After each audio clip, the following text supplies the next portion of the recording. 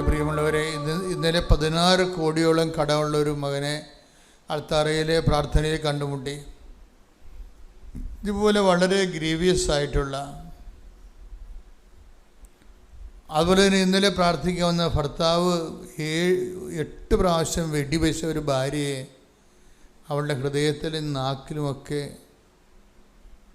വെടിയുണ്ട ചീറിപ്പോയി പാഞ്ഞതിൻ്റെ ഒരു പ്രത്യേക ഒരു ജീവിയായി നിൽക്കുന്ന അങ്ങനെയുള്ളവരൊക്കെയാണ് അൾത്താരയിൽ വരണത്.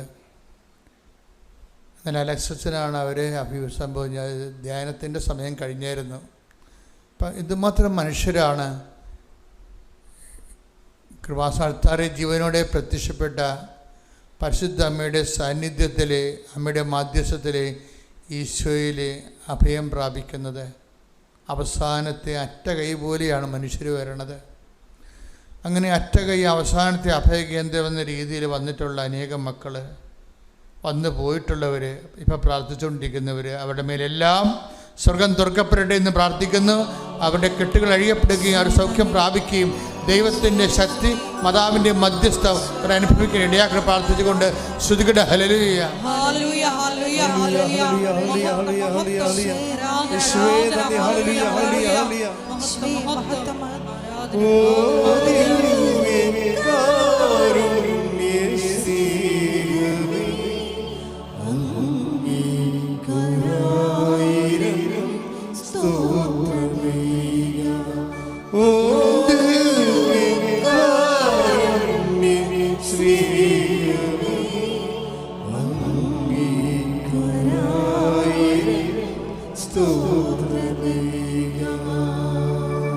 വേറെ ഒരു സങ്കടക്കാരനെ അൾത്താരയിൽ ഈ കഴിഞ്ഞ ശനിയാഴ്ച കണ്ടെത്തിയത് നമ്മുടെ യമനിലെ വധശിക്ഷയ്ക്ക് വിധിക്കപ്പെട്ടിരിക്കുന്ന നിമിഷപ്രിയയുടെ ഭർത്താവ് ഉടമ്പടി എടുത്തിട്ടുണ്ട്.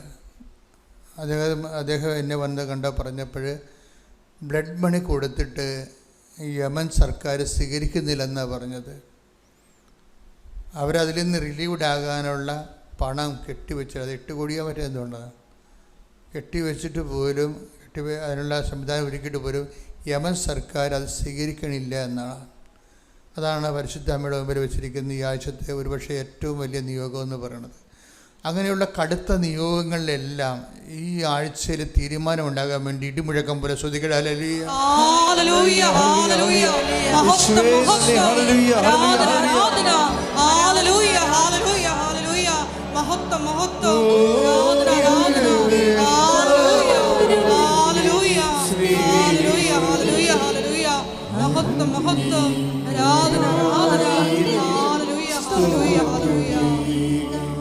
ഒരുമിച്ച് എല്ലാവരും ഓ ദിവ്യകാരുണ്യ സ്നേഹമേ, ഓ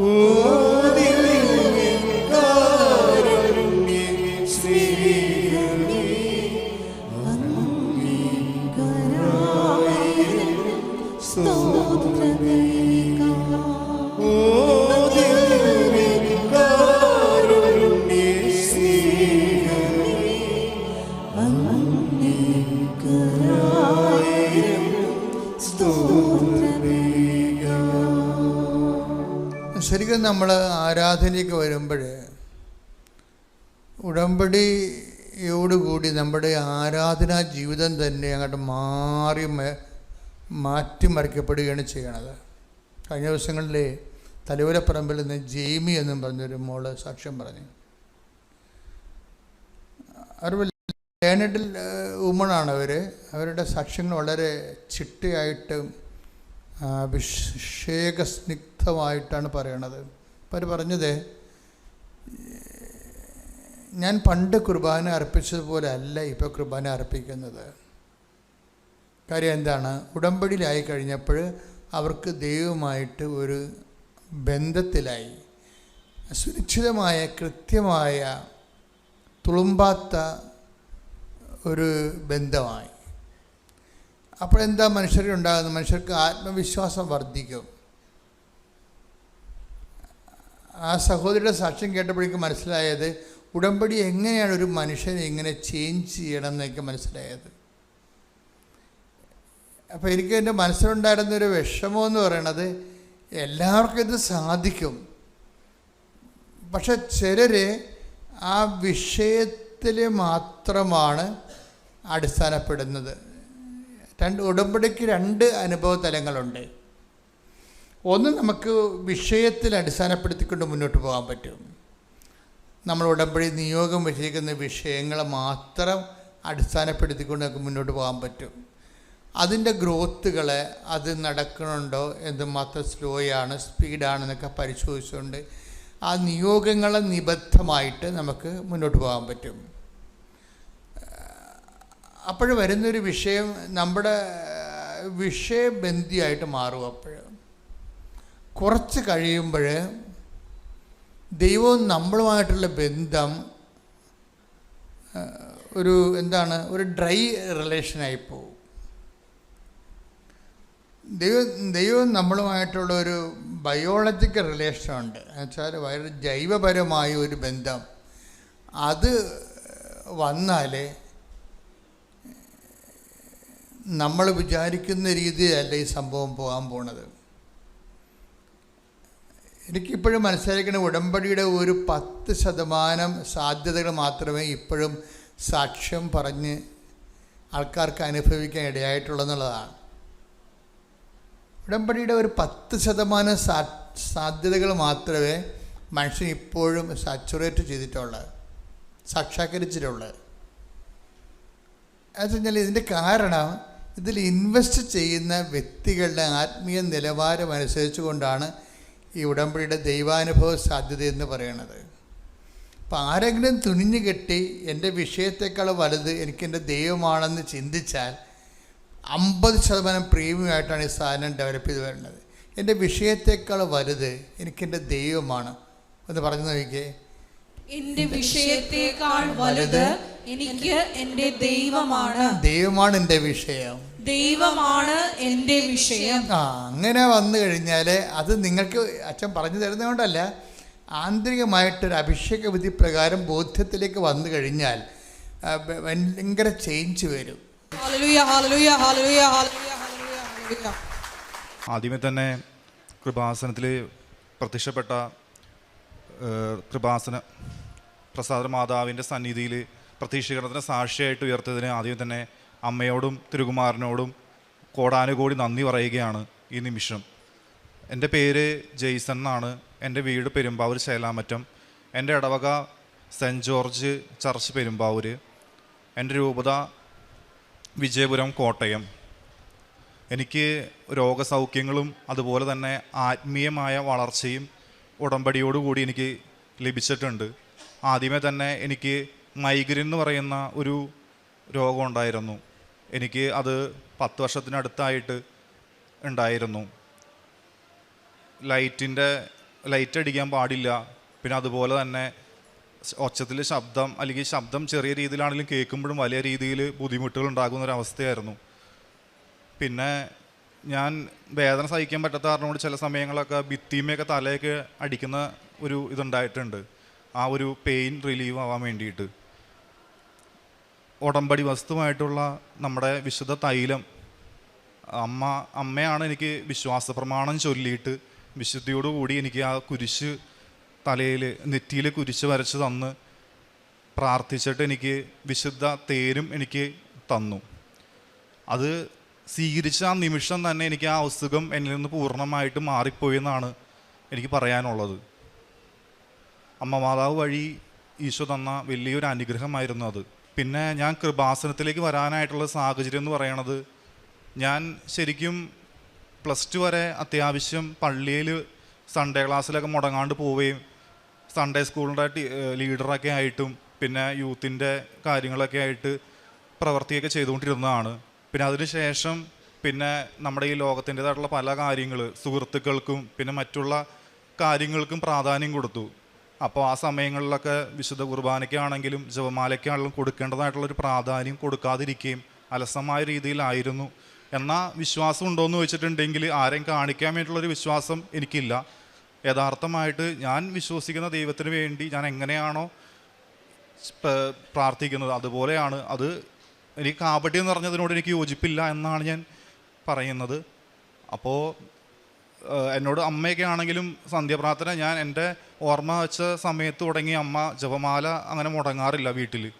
പക്ഷെ ഞാൻ എൻ്റെ ഭാഗത്തുനിന്ന് അങ്ങനെ അത്ര പ്രാധാന്യം കൊടുക്കാത്ത സാഹചര്യങ്ങൾ ഉണ്ടായിട്ടുണ്ട് വിശുദ്ധ കുർബാനയ്ക്ക് ജപമാലയ്ക്കെല്ലാം.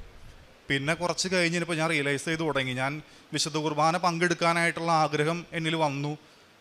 പിന്നെ വിശുദ്ധ കുർബാന സ്വീകരിക്കാനായിട്ട് ഇപ്പോൾ ഇട ദിവസങ്ങളിൽ പോകുന്ന സമയങ്ങളിലാണെങ്കിലും എല്ലാ ദിവസവും അടുപ്പിച്ച് എനിക്ക് കുർബാന സ്വീകരിക്കാനായിട്ട് സാധിക്കുന്നില്ല. അപ്പോൾ എന്തോ ഒരു കുറവ്, എന്തോ എന്നെ പിടിച്ചു വലിക്കുന്ന എന്തോ ഉണ്ട് എന്നെനിക്ക് മനസ്സിലായി. അപ്പോൾ ആ സമയത്ത് 2 ദിവസം പോയി കഴിഞ്ഞാൽ 3-ാമത്തെ ദിവസം പിന്നെ എനിക്ക് പോകാൻ പറ്റണില്ല. പിന്നെ അത് കഴിഞ്ഞ് ഞാൻ എഴുന്നേൽക്കുന്നതൊക്കെ ആണെങ്കിലും ലേറ്റായിട്ടൊക്കെ തന്നെയായിരുന്നു. ഒത്തിരി ലേറ്റൊക്കെ ആയിട്ടായിരിക്കും. ചിലപ്പോൾ വർക്കിൻ്റെതായിട്ടുള്ള കാര്യങ്ങൾ വരും, അല്ലെങ്കിൽ പല കാര്യങ്ങളും ഉണ്ട്. പിന്നെ കൂടുതലും സിനിമകൾ, റീൽസ്, ഇപ്പം ഞാൻ പറയാണ്ട് തന്നെ അറിയാം, സോഷ്യൽ മീഡിയകൾ കാര്യങ്ങളെല്ലാം കൂടുതലായിട്ട് അങ്ങനെയുള്ളതിനൊക്കെയാണ് പ്രാധാന്യം കൊടുത്തുകൊണ്ടിരിക്കുക. അപ്പോൾ വിശുദ്ധ കുർബാന സ്വീകരിക്കണം എന്നുള്ള ഒരു ആഗ്രഹം വന്നു കഴിഞ്ഞപ്പോൾ ഈ 3 ദിവസം കുർബാനയ്ക്ക് പോയി സ്വീകരിച്ചു. 4-ാമത്തെ ദിവസം ആകുമ്പോഴേക്കും പിന്നെ പോകാൻ പറ്റണില്ല, എന്തോ ഒന്ന് പിടിച്ചു വലിക്കുന്നത് പോലെ. അപ്പോൾ അങ്ങനെ ഇരുന്ന സമയത്ത് എൻ്റെ മനസ്സിലിങ്ങനെ തോന്നുവാണ്, വീട്ടിലിരിക്കുന്ന പുസ്തകങ്ങൾ, ആവശ്യത്തെ കാര്യങ്ങളൊക്കെ ഒന്ന് ജസ്റ്റ് നമുക്കൊന്ന് ആവശ്യത്തെ കാര്യങ്ങളൊക്കെ നമുക്ക് കൊടുത്ത് ഒഴിവാക്കാം എന്നുള്ളത് മനസ്സിലിങ്ങനെ തോന്നുവാണ്. അപ്പോൾ ആ സമയത്ത് ഞാൻ എല്ലാം വീട് മൊത്തം ഉള്ളതെല്ലാം കളക്ട് ചെയ്ത് വന്നു കഴിഞ്ഞപ്പോൾ എൻ്റെ ഫാദറിൻ്റെ ഉടമ്പടി പത്രം എൻ്റെ കയ്യിൽ കിട്ടി. ഉടമ്പടി പത്രം കിട്ടിക്കഴിഞ്ഞപ്പോൾ അവിടെ നിന്നാണ് എൻ്റെ വഴി തിരിയുന്നത്. അപ്പോൾ അതിനുശേഷം എനിക്ക് കൃപാസനത്തിലൊന്ന് വരണം എന്നുള്ളൊരു ആഗ്രഹമൊക്കെ തോന്നി. അപ്പോൾ അമ്മേനോട് പറഞ്ഞു. അപ്പോൾ അമ്മേനോട് പറഞ്ഞപ്പോൾ അമ്മ പറഞ്ഞു, നിനക്ക് അങ്ങനെ ആഗ്രഹം ഉണ്ടെങ്കിൽ നമുക്ക് പോവാം എന്ന് പറഞ്ഞ് ഞാനും അമ്മേനോട് കൂടി ഇവിടെ വന്നു. അപ്പോൾ ഞാൻ അവിടെ ഇരിക്കുമായിരുന്നു, ആ കസേരയിൽ ഞാൻ ഇരിക്കുമായിരുന്നു. പിന്നെ അത് കഴിഞ്ഞിട്ട് പിന്നെ വീട്ടിൽ ചെന്ന് കഴിഞ്ഞപ്പോൾ ഒരു സന്തോഷമൊക്കെ തോന്നി തുടങ്ങി. പിന്നെ അത് കഴിഞ്ഞിട്ട് എനിക്ക് ഉടമ്പടി എടുക്കണം എന്നുള്ളൊരു ആഗ്രഹം തോന്നി തുടങ്ങി. അപ്പോൾ അത് വന്നതിന് ശേഷം വീട്ടിൽ നമ്മുടെ മാതാവിൻ്റെ ഒരു ഫോട്ടോ ഒട്ടിച്ചിട്ടുണ്ട്. അപ്പോൾ അതൊക്കെ ഒന്ന് തുടയ്ക്കാനൊക്കെ എന്നോട് തോന്നുവാണ്. അപ്പോൾ ഞാനത് തുണിയിൽ വെള്ളം മുക്കിയിട്ട് തുടയ്ക്കുകയൊക്കെ ചെയ്തു. തുടച്ച് കഴിഞ്ഞ് കഴിഞ്ഞപ്പോൾ ഒരു പ്രകാശമൊക്കെ അതിൽ വരുന്നത് പോലെ എനിക്ക് തോന്നി. പിന്നെ അതിന് ശേഷം ഉടമ്പടിക്ക് വേണ്ടിയിട്ട് എനിക്ക് യോഗ്യത ഉണ്ടോയെന്ന് അറിയാൻ വേണ്ടിയിട്ട് ഞാനത് ഒരു 2 മാസത്തിനടുത്ത് ഞാൻ അതിന് വേണ്ടിയിട്ട്, അപ്പോൾ ആ സാക്ഷ്യങ്ങളാണെങ്കിലും അച്ഛൻ്റെ ടോക്കുകളൊക്കെ ആണെങ്കിലും യൂട്യൂബിൽ വരുന്നതിനല്ല, അപ്പം ഞാൻ മറ്റുള്ള കാര്യങ്ങൾക്ക് പ്രാധാന്യം കൊടുക്കാതെ കൃപാസനത്തിൽ വരുന്നത് കാര്യങ്ങളെല്ലാം കേൾക്കാനും നമ്മുടെ അമ്മ മാതാവ് ചെയ്തിട്ടുള്ള ഓരോ കാര്യങ്ങൾ എങ്ങനെയാണെന്നൊക്കെ ഒന്ന് മനസ്സിലാക്കാനൊക്കെ വേണ്ടിയിട്ടും എനിക്ക് യോഗ്യത ഉണ്ടോയെന്നൊക്കെ അറിയാൻ വേണ്ടി ഞാൻ ശ്രമിക്കാൻ തുടങ്ങി. അപ്പോൾ അതിനുശേഷം എനിക്ക് ഒരാഴ്ച എനിക്കൊരു സ്പിരിച്വലി അത്യാവശ്യം നല്ല രീതിയിൽ കുർബാന കാണാനും നല്ല ആത്മീയമായിട്ടുള്ള ഒരു പ്രസൻസ് എനിക്ക് ഫീൽ ചെയ്തു തുടങ്ങി. കണ്ടിന്യൂസ് ആയിട്ട് കുർബാന കാണാൻ പോകാനും അതനുസരിച്ചിട്ട് പ്രാർത്ഥനകൾ പങ്കെടുക്കാനുമായിട്ട് സാധിച്ചു. എൻ്റെ ബർത്ത്ഡേയുടെ ആ മാസം, അതായത് ആഗസ്റ്റ് 1-ാം തീയതി, എൻ്റെ ബർത്ത്ഡേ എന്ന് പറയുന്നത് സ്വർഗ്ഗാരോഹണ തിരുനാളിൻ്റെ അന്നാണ്. അപ്പോൾ എനിക്ക് ആഗസ്റ്റ് 1-ാം തീയതി തന്നെ ഇവിടെ വരണം എന്നുള്ളൊരു ആഗ്രഹം വന്നു. അപ്പോൾ തലേന്ന് തന്നെ എനിക്ക് അതിന് വേണ്ടിയിട്ട് അമ്മ ക്രമീകരിക്കുമായിരുന്നു. അതായത് പരിശുദ്ധ അമ്മ വരുന്ന കാര്യങ്ങളെല്ലാം, അതായത് ഏത് ഡ്രസ്സ് ഇടണമെന്ന് പോലും എന്നെക്കൊണ്ട് പറഞ്ഞ് ചെയ്യിപ്പിക്കുകയായിരുന്നു ചെയ്തത്. അതിനുശേഷം അറിയാം, ഞാൻ നേരത്തെ പറഞ്ഞു, അതായത് 10-11 മണി, അല്ലെങ്കിൽ നമ്മൾ ലേറ്റായിട്ടാണ് എണീക്കുന്നത് ഒക്കെ പോലും. അപ്പോൾ ആ സമയത്ത് അമ്മ 3 മണിയായപ്പോഴേക്ക് എന്നെ വിളിച്ചെണീപ്പിച്ചു. 3 മണിക്ക് എന്നെ വിളിച്ചെണീപ്പിച്ച് ട്രെയിൻ കയറി. ഞാനിവിടെ വരാൻ വേണ്ടിയിട്ട് ട്രെയിൻ കയറി. ചേർത്തല എത്തിക്കഴിഞ്ഞപ്പോൾ ഞാനൊന്ന് ഉറങ്ങിപ്പോയി. ആ സമയത്ത് എന്നോടിങ്ങനെ പറയുകയാണ്, എനിക്കത് കേൾക്കാം, അതായത് നീ കൃപാസനത്തിലേക്ക് പോകാൻ വേണ്ടിയിട്ട് നീ എവിടെ ഇറങ്ങിയാലായിരിക്കും നിനക്ക് എത്രയും പെട്ടെന്ന് എത്താനായിട്ട് സാധിക്കുക എന്നുള്ളത് നീ നോക്കാൻ പറഞ്ഞു. അങ്ങനെ ഞാനത് നോക്കിയ സമയത്ത് നമ്മുടെ മാരാലിക്കുളം എന്ന് പറഞ്ഞാൽ നമ്മുടെ ചേർത്തല കഴിഞ്ഞുള്ള നെക്സ്റ്റ് സ്റ്റോപ്പിൽ നിന്ന് ഇവിടുന്ന് 6 കിലോമീറ്റർ ഉള്ളൂ. അപ്പോൾ അങ്ങനെയാണെന്നുണ്ടെങ്കിൽ അതായിരിക്കും കുറച്ചും കൂടി എളുപ്പം. അപ്പോൾ പെട്ടെന്ന് തന്നെ എഴുന്നേറ്റ് നോക്കിക്കഴിഞ്ഞപ്പോൾ അടുത്ത സ്റ്റോപ്പാണ്. അപ്പോൾ ഞാൻ അവിടെ ഇറങ്ങി, അവിടെ നിന്ന് ഒരു ഓട്ടോ എടുത്ത് ഇവിടെ വന്നു. കറക്റ്റ് 5 മിനിറ്റ് ഉള്ളപ്പോഴാണ് നമ്മുടെ ഇവിടെ ഉടമ്പടി ക്ലാസ് സ്റ്റാർട്ട് ചെയ്യുന്നത്. അപ്പോൾ അതുകൊണ്ടാണ് ഞാൻ പറഞ്ഞത്, അമ്മ കൃത്യമായിട്ട് എന്നെ കൊണ്ടുവരികയായിരുന്നു ചെയ്തത്. അതിനുശേഷം ക്ലാസ്സിൽ കയറി ക്ലാസ്സിലെ ഓരോ കാര്യങ്ങൾ അച്ഛൻ പറയുന്ന ടോക്കുകളൊക്കെ കേട്ടപ്പോൾ ഫുൾ ഇമോഷണലി ഡൗൺ ആയിപ്പോയി. കാരണം കാരണം നമ്മൾ കണ്ട കാഴ്ചപ്പാടുകളൊക്കെ വ്യത്യസ്തമായിട്ട് നമ്മൾ ശരിക്കും പറഞ്ഞാൽ ജീവിക്കേണ്ട രീതികൾ എങ്ങനെയായിരുന്നു എന്നും ചിന്തിക്കേണ്ടതായിട്ടുള്ള കാര്യങ്ങൾ എങ്ങനെയായിരുന്നു എന്നുള്ളതും വ്യക്തമായിട്ടുള്ള ക്ലിയർ പിക്ചറാണ് ഉടമ്പടി ക്ലാസ്സിൽ കിട്ടിയിരുന്നത്.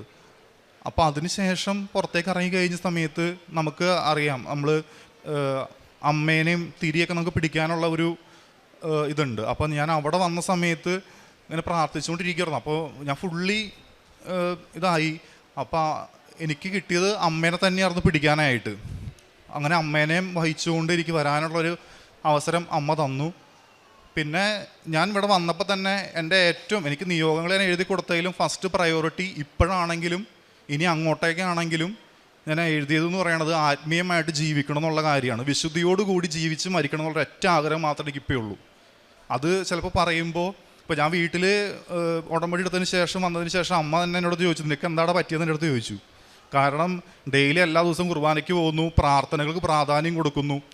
അപ്പോൾ അങ്ങനെ കൊടുക്കാത്ത ഒരാൾ അങ്ങനെ കൊടുക്കുമ്പോൾ സ്വാഭാവികമായിട്ടും അങ്ങനെ പറയും. എല്ലാവരും പറഞ്ഞു. ഇപ്പോൾ എൻ്റെ കൂടെ വർക്ക് ചെയ്യുന്നവരൊക്കെ ആണെങ്കിൽ എൻ്റെ കൂടെ മീൻസ് ഞാൻ വർക്കിന് പോകുന്ന സമയത്ത് ഇപ്പോൾ ഞായറാഴ്ചകളിലൊക്കെ കുർബാനകളൊന്നും മുടക്കണം എനിക്ക് ഒട്ടും പറ്റില്ല. കാരണം ഞാൻ എങ്ങനെയാണോ ബ്രീത്തിങ് എടുക്കുന്നത്, ഞാൻ ഒരു ശ്വാസം വലിക്കുന്നത് എങ്ങനെയാണ് അതുപോലെയാണ് എനിക്ക് വിശുദ്ധ കുർബാന സ്വീകരിക്കുന്നത്.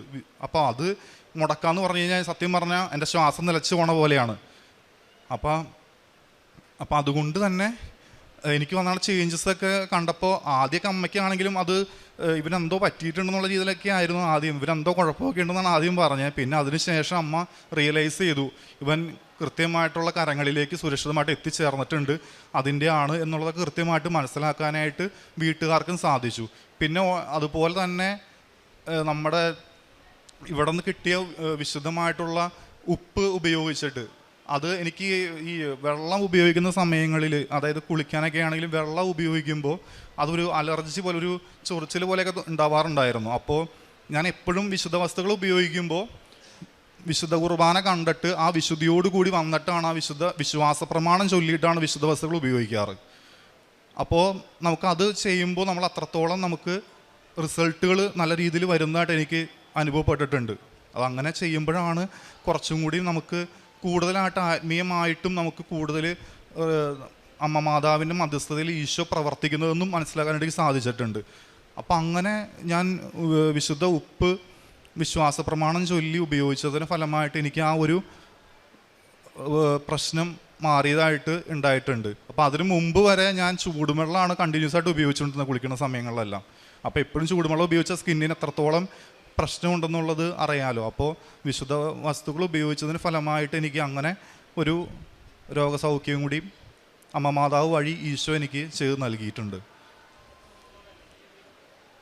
10 വർഷത്തോളമായിരുന്നു മൈഗ്രെയിൻ്റെയും അതുപോലെ ഈ അലർജിക്കായിട്ടുള്ളൊരു പ്രോബ്ലം എനിക്ക് ഉണ്ടായിരുന്നത്. അതാണ് സമയചുരുക്കത്തിൻ്റെ അമ്മ മാതാവ് വഴി ഈശോ എനിക്ക് ചെയ്തു തന്ന വലിയ അനുഗ്രഹം.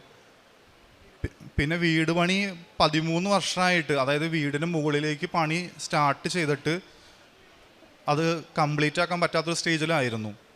അപ്പോൾ എത്രത്തോളം നമ്മൾ പ്രാർത്ഥിച്ച് നമ്മൾ സ്റ്റാർട്ട് ചെയ്യാൻ വേണ്ടി തുടങ്ങിയാലും നമുക്കുള്ള എല്ലാ സാഹചര്യങ്ങളും ഉണ്ടെങ്കിലും അത് ചെയ്യാൻ പറ്റുന്നുണ്ടായിരുന്നില്ല. അപ്പോൾ ഉടമ്പടി എടുത്തതിന് ശേഷം ഞാൻ ഈ പറഞ്ഞതുപോലെ രാവിലെ വിശുദ്ധ കുർബാനയ്ക്ക് പോയി വിശുദ്ധ കുർബാന സ്വീകരിച്ച് വീട്ടിൽ വന്ന് വിശുദ്ധ ഉപ്പ് എടുത്തിട്ട് വിശ്വാസ പ്രമാണം ചൊല്ലി ഞാൻ വീടിൻ്റെ ഒരു ആരും ചവിട്ടാത്തൊരു സ്ഥലത്ത് ഞാൻ കൊണ്ടുവന്ന് ഇട്ടു. എന്നിട്ട് ഞാൻ പറഞ്ഞ കാര്യം എന്ന് പറയണത്, എൻ്റെ ഭവനമല്ല ഇത് അമ്മ മാതാവും ഈശോയും ത്രിയേകദൈവവും വസിക്കുന്ന ഒരു ആലയമായിട്ട് വേണം ഇത് മാറ്റാനായിട്ട്. അവിടെ ദാസനായിട്ട് നിൽക്കാനാണ് എനിക്ക് ഏറ്റവും കൂടുതൽ ഇഷ്ടമെന്നും പറഞ്ഞിട്ടാണ് ഞാനത് അവിടെ ഇട്ടത്. ഇന്ന് ഞാൻ ആഗ്രഹിക്കണം അത് തന്നെയാണ്. അങ്ങനെ ചെയ്തതിന് ശേഷം വീടിന് പണി വിചാരിക്കുന്നതിനേക്കാൾ ഇതായിട്ടായിരുന്നു ഫ്രണ്ടിലേക്ക് വന്നത്. നമ്മൾ സമയചുരുക്കത്തിൻ്റെ ആ ഒരു ഇടപെടൽ ശരിക്കും ഞാൻ അവിടെ കാണുക തന്നെയാണ് ഉണ്ടായിരുന്നത്. അമ്മ മാതാവ് വഴി ഈശോ ചെയ്ത വലിയൊരു അനുഗ്രഹമായിരുന്നു.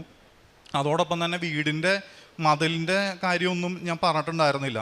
അപ്പോൾ വീടിൻ്റെ മതിലിൻ്റെ പണി ഇതുപോലെ തന്നെ അമ്മ അത് ചെയ്യാനായിട്ട് അമ്മ തന്നെ ചെയ്തതായിട്ടാണ് ഞാൻ പറയാൻ ആഗ്രഹിക്കുന്നത്. അപ്പോൾ ആ സമയത്ത് വീടിൻ്റെ അടുത്തുള്ളവർ നമ്മൾ ഇറക്കിയാണ് പണിത് എന്നുള്ള രീതിയിൽ ചെറിയ രീതിയിലൊക്കെയുള്ള ഒരു ക്ലാഷ്. അപ്പോൾ ആ സമയത്തൊന്നും ഞാനില്ല. അപ്പോൾ അമ്മയും അപ്പച്ചനുമാണ് ആ സമയത്ത് അവിടെ ഉണ്ടായിരുന്നത്. അപ്പോൾ അവർക്ക് വല്ലാത്ത രീതിയിൽ സങ്കടം ഉണ്ടായി. കാരണം അതായത് ഹൈറ്റ് ഇല്ലാത്ത രീതിയിലായിരുന്നു ആദ്യം കെട്ടിയിട്ടുണ്ടായിരുന്നത്. അപ്പോൾ അതിന് മുകളിലേക്ക് കല്ല് വേറെ വെച്ച് നമ്മൾ പൊക്കുകയാണ് ചെയ്തിട്ടുണ്ടായിരുന്നത്.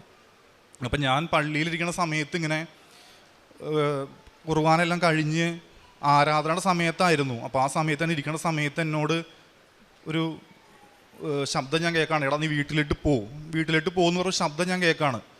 അപ്പോൾ ഞാൻ സാധാരണഗതിയിൽ അങ്ങനെ കേൾക്കാമെന്ന് പറഞ്ഞിട്ടുണ്ടെങ്കിൽ ആത്മീയമായ കാര്യങ്ങളിലേക്ക് നമ്മൾ അടുത്ത് നിൽക്കുമ്പോൾ അങ്ങനെ ഒരു ശബ്ദം കേൾക്കുമ്പോൾ സ്വാഭാവികമായിട്ടും നമുക്കൊരു ഇതുണ്ട്, നമ്മൾ ആത്മീയതയ്ക്ക് എഗനസ്റ്റായിട്ട് നിൽക്കുന്നവരുണ്ടല്ലോ.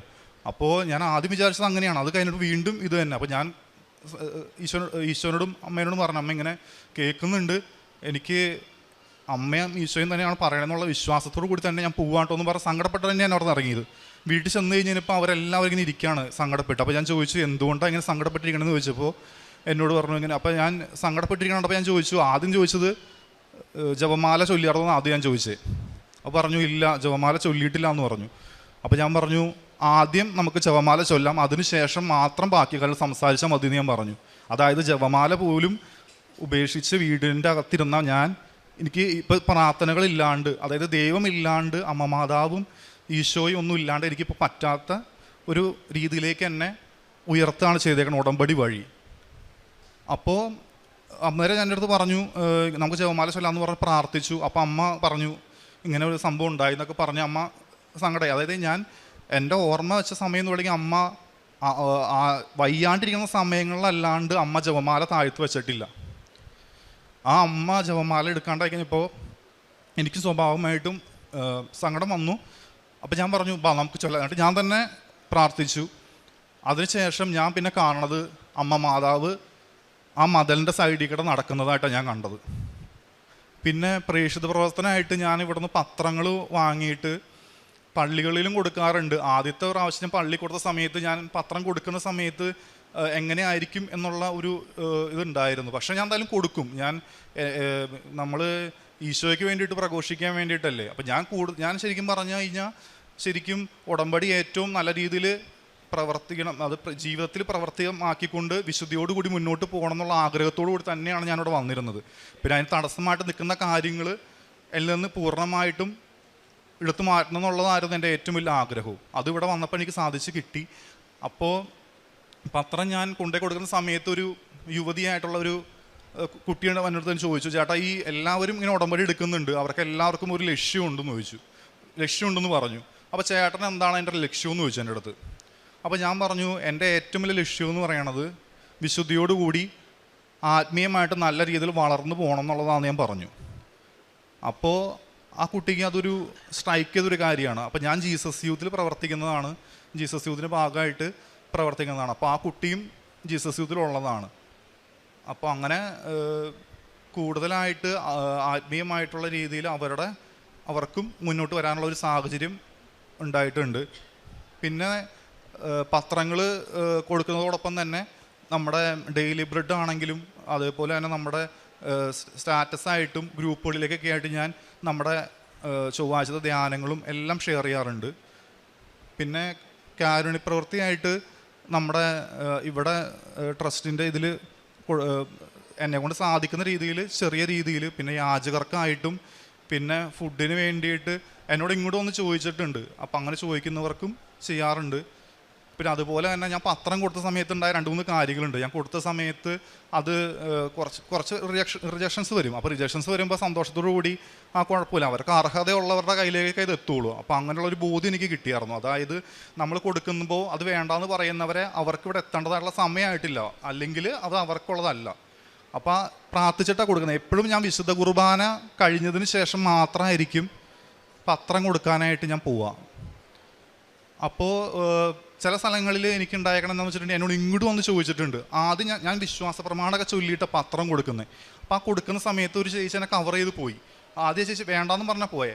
അപ്പോൾ കുഴപ്പമില്ല, അപ്പോൾ ആ ചേച്ചിക്ക് അല്ല എന്നുള്ള രീതിയിൽ ഞാൻ പ്രാർത്ഥിച്ചുകൊണ്ടിരിക്കുന്ന സമയത്ത് ആ ചേച്ചി തിരിച്ചു വന്നിട്ട് എന്നോട് പറഞ്ഞു, മോൻ എനിക്ക് ആ പത്രം തരാമോ എന്ന് ചോദിച്ചു എൻ്റെ അടുത്ത്. ആ സമയങ്ങളിലെല്ലാം ഒരു നല്ല സാന്നിധ്യങ്ങൾ എനിക്ക് കാണാമായിരുന്നു. അപ്പോൾ അതുപോലെ തന്നെ ഒരു അമ്മച്ചി ഇതേപോലെ തന്നെ ലോട്ടറി കൊടുത്തുകൊണ്ടിരിക്കുമായിരുന്നു. അപ്പോൾ ആ അമ്മച്ചി എന്നോട് വന്നിട്ട് പിന്നെ പറഞ്ഞപ്പോൾ ഞാൻ വിചാരിച്ചു അമ്മച്ചിക്ക് എന്തെങ്കിലും വെള്ളം എന്തെങ്കിലും വാങ്ങിച്ചു കൊടുക്കാമല്ലോ എന്നുള്ള മനോഭാവത്തോട് ഞാൻ അങ്ങോട്ട് ചെന്നേ. അപ്പോൾ ആ അമ്മച്ചി പറയണത് എനിക്ക് നിൻ്റെ കാര്യങ്ങൾ പത്രം തരാമോ എന്ന് ചോദിച്ചു.